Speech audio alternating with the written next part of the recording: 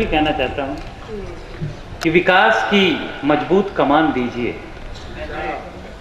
विकास की मजबूत कमान दीजिए, हमारे दिल पर भी मोदी जी कुछ ध्यान दीजिए। विकास की मजबूत कमान दीजिए, हमारे दिल पे भी मोदी जी कुछ ध्यान दीजिए। एक संविधान तो तुम देश को दे ही नहीं सकते। ये बात है, जब तुमने कश्मीर समझौता कर लिया तो क्या संविधान दोगे? एक संविधान तो तुम देश को दे ही नहीं सकते। पूरे देश को बिजली की दर तो एक समान दीजिए, पूरे देश को बिजली की दर तो एक समान दीजिए। एक आदमी मुख्यमंत्री बनने के बाद पूरे राज्य की बिजली फ्री कर देता है और हमारे यहाँ 8 रुपए 10 रुपए की बिल लगते हैं। आप बताओ हमारा व्यापारी उस व्यापारी से मुकाबला कैसे करेगा?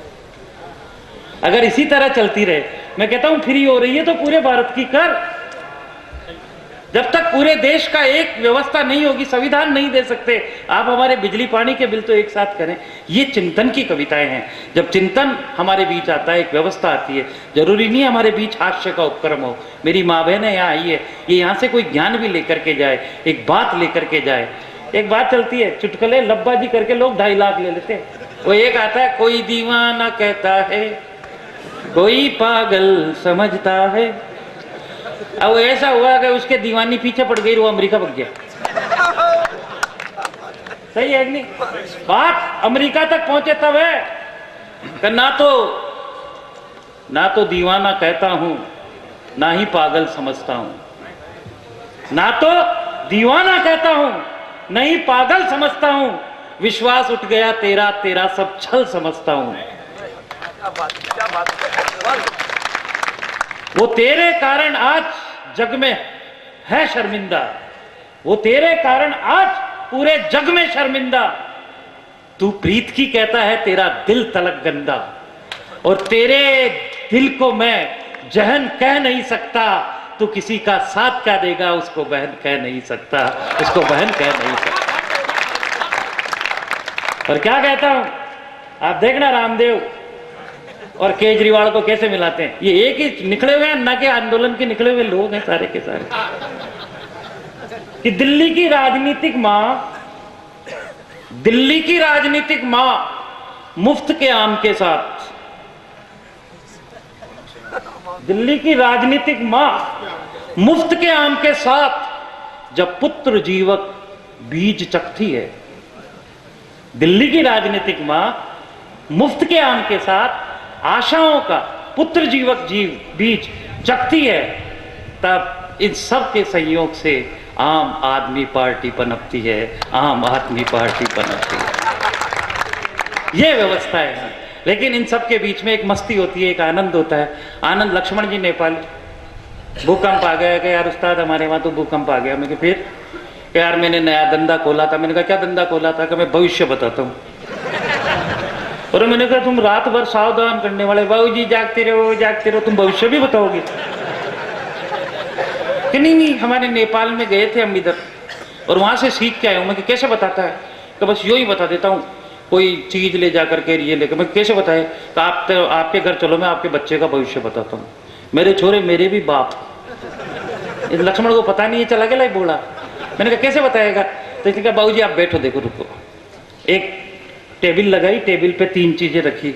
एक तो पिक्चर की किताब थी, एक कोई सिगरेट थी, और एक 100 का नोट। मैंने कहा इससे कैसे बताओगे कि आपके बच्चे को आने दो? मैंने कहा फिर? तो वो मान लो नोट उठाया तो समझना व्यापारी बनेगा बड़ा, अंबानी। मैंने कहा फिर वो किताब उठा ले तो फिल्म की, तो वो सलमान खान बनेगा। और मैंने कहा सिगरेट उठा ली तो समझ लो तुम्हारे कर्म फूट गए, फिर वो आवारा बनेगा। मैंने कहा ठीक। हम बैठ गए, कैमरा लगा हुआ था, सारी व्यवस्था। छोरा आया, छोरे ने आते ही 100 का नोट जेब में डाला, किताब खोली और सिगरेट जला के पीने लग गया। मैंने कहा बता नेपाली अब ये क्या बनेगा? तो क्या कमल जी सही बताऊं? मैंने कहा क्या कहिए? तो आसाराम बनेगा।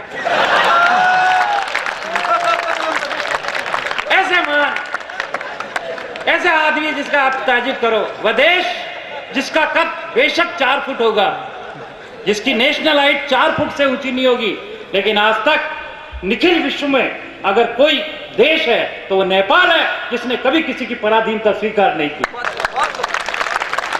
मैं नमन करता हूं उस बेटे को।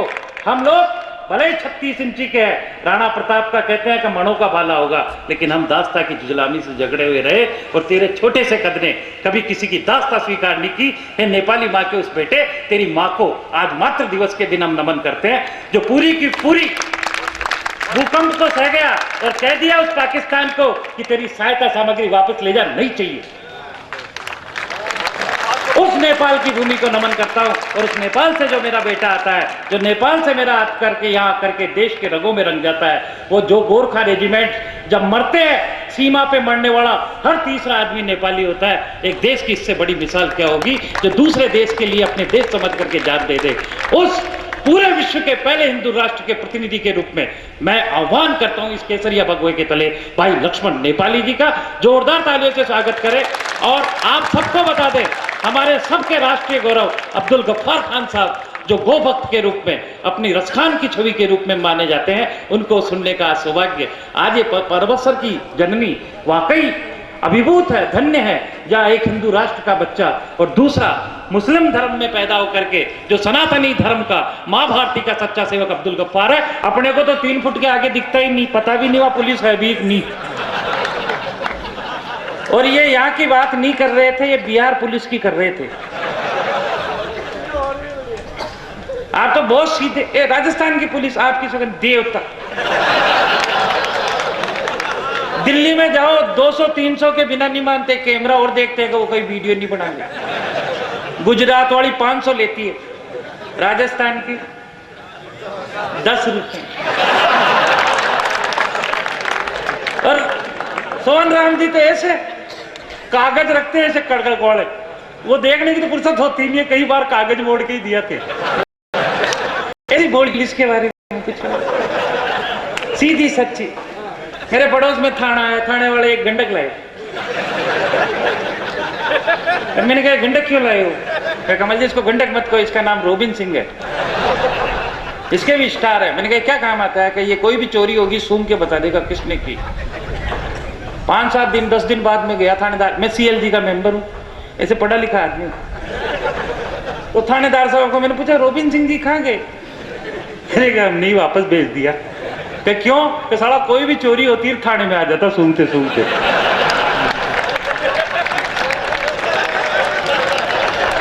ऐसे बोली बोली।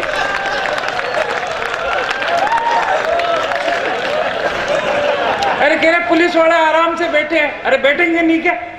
पूरी चौकीदारी तो नेपाली कर रहे हैं, इसीलिए आराम से बैठे। तो ये मस्ती की बात है, ये आनंद की बात है। आइए इसी मस्ती को जब हम कि दुश्मन के घर डर से ही खाली हो जाते, दुश्मन के घर डर से ही खाली हो जाते और उसके नापाक इरादे सारे ख्याली हो जाते। दुश्मन के घर डर से ही खाली हो जाते और उसके नापाक इरादे सारे ख्याली हो जाते। हम 150 करोड़ होकर के कश्मीर नहीं ले पाए, हम 150 करोड़ होकर के कश्मीर नहीं ले पाए। पूरा पाकिस्तान हमारा होता अगर 3 करोड़ नेपाली हो जाते।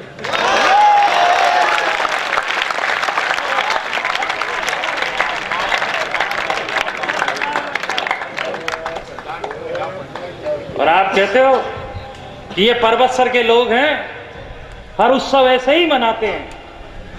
ये परबतसर के लोग हैं, ये हर उत्सव ऐसे ही मनाते हैं और बड़े बड़े सूरमा इनके आगे सर झुकाते हैं।